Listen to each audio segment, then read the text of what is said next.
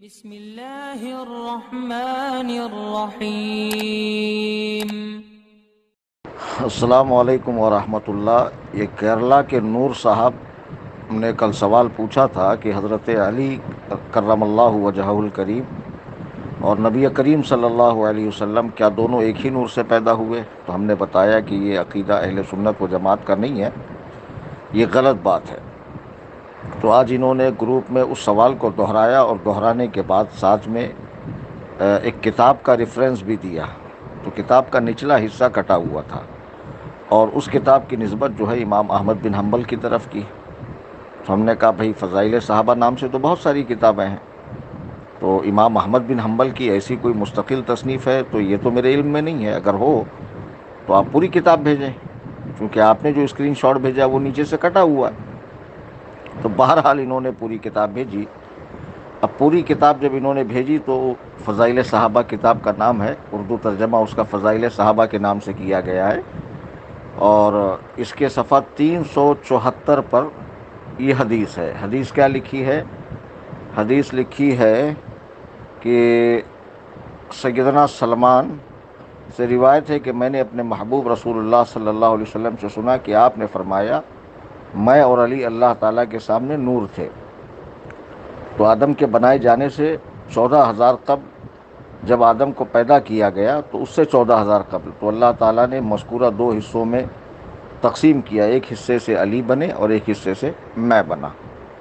تو اب یہ جو حدیث ہے ختم ہونے کے بعد وہاں نمبر 2 لکھا ہے، یعنی جب اصل کتاب کے اندر کوئی چیز مزید سمجھانی ہوتی ہے تو وہاں آگے ایک نمبر لکھا جاتا ہے کہ نیچے ایک انڈر لائن کی جائے گی اور اس کے بعد اس حدیث کی تحقیق یہ کیا ہے کیا نہیں ہے بتائی جائے گی۔ تو ایسا ہی اس حدیث میں بھی ہے کہ حدیث پوری ہونے کے بعد نمبر 2 ڈالا گیا۔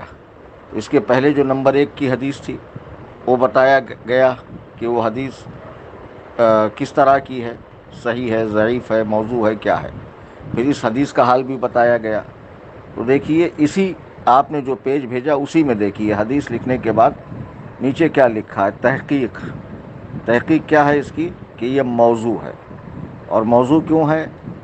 حسن ابن علی بصری ان کو متہم بالکذب کہا گیا، یعنی ان پر جھوٹا ہونے کی تہمت ہے، اور باقی کے جو راوی ہیں وہ ثقہ ہیں۔ تو اب دیکھیے جن سے حدیث لی جا رہی ہے انہی کے اوپر جھوٹ کی تہمت ہے اور حدیث کو موضوع کہا جا رہا ہے۔ تو میں نے کل بھی تو وہی بات کہی تھی کہ مولائے کائنات کی شان میں آج کل جو حدیثیں پڑھی جا رہی وہ اکثر من گھڑت اور جھوٹی ہے، اور کوئی ضرورت نہیں اس قسم کی جھوٹی اور من گھڑت روایات پڑھنے کی، جبکہ صحیح احادیث سے ان کا مقام و مرتبہ ہمیں معلوم ہے، ان کے فضائل و مناقب سے ہماری سوچ سے بھی بڑھ کر ہے۔ تو پھر کیا ضرورت ہے کہ ایسی من گھڑت اور جھوٹی اور جعلی اور سڑی ہوئی حدیثیں لا کر انتشار پیدا کرنے کی؟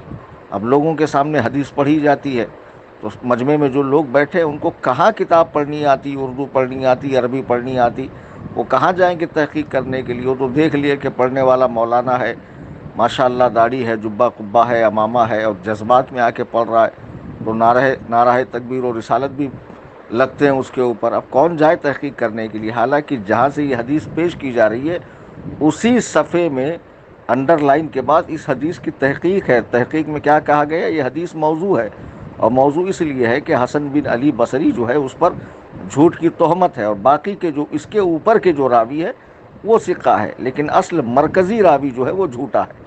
اب یہ بات کہاں لکھی ہے؟ تو تخریج میں بتایا ریاض النظرہ فی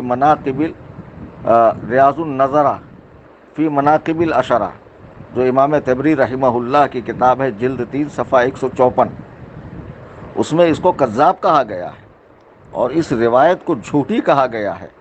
تو میں نے جب اس وقت آپ کو سمجھایا کہ میڈیکل میں جیسے دواؤں کے ساتھ ساتھ کیڑے مکوڑے مارنے کے پوائزنز بھی ہوتے ہیں، چوہے مارنے کا بھی پوائزن ہوتا ہے، طرح طرح کے کیمیکلز ہوتے ہیں، تو اس کا مطلب یہ تھوڑی ہے کہ وہاں شفا خانے میں سارا کچھ رکھا ہوا ہے وہ پینے اور کھانے کے ہی لائق ہے۔ جیسے قرآن کریم میں ناسخ کے ساتھ منسوخ آیات بھی ہے، احادیث میں صحیح حدیث کے ساتھ ضعیف اور موضوع احادیث بھی لکھنے کے لیے لکھی جاتی ہے، لیکن ساتھ میں اس کا حکم بھی بیان کیا جاتا ہے، اور اسی طرح فقہائے کرام کے یہاں فقہ کی کتابوں میں مفتہ بھی مسائل کے علاوہ راجح مسائل کے علاوہ مرجح مسائل بھی بتائے جاتے ہیں۔ تو میرے بھائی، حدیث پیش کر کے کوئی یہ نہ سمجھے کہ حضرت علی کے شان میں بڑی فضیلت والی بات مل گئی۔ ان کی بہت فضیلت ہے، یہی کم فضیلت ہے کہ آپ مصطفیٰ کریم صلی اللہ علیہ وسلم کے صحابی ہیں، عشرہ مبشرہ میں سے ہیں، جنتی ہیں، مسلمانوں کے چوتھے خلیفہ ہیں، سرکار کے داماد ہیں، بے شمار فضائل و مناقب کے حامل ہیں، حسنین کریمین کے والد ہیں۔ یہ ساری فضیلتیں کافی ہے۔ اس طرح کی جھوٹی من گھڑت روایات کے ذریعے اہل بیت پاک کی فضیلت بیان کرنے والے یہ بھی سن لیں کہ اسی کتاب کے اندر امام احمد بن حنبل کی اسی کتاب میں حضرت علی کا یہ قول بھی موجود ہے کہ نبی کریم نے مجھ سے فرمایا کہ تمہارے حوالے سے دو قومیں ہلاک ہوں گی، تو ایک جو تمہاری شان میں غلو کریں گی اور ایک جو تمہاری شان گھٹائیں گی۔ تو وہ خارجی اور ناصبی کتے ہیں جو مولائے کائنات کو غلطی پہ ٹھہراتے ہیں، اور یہ ایک رافضی جہنمی کتے ہیں جو غلو کرتے ہیں۔ ہم اہل سنت و جماعت معتدل ہیں، اعتدال پر رہتے ہیں۔ حضرات صحابہ اہل بیت دونوں سے وہی محبت کرتے ہیں جو قرآن و سنت کے ارشاد کے مطابق ہو۔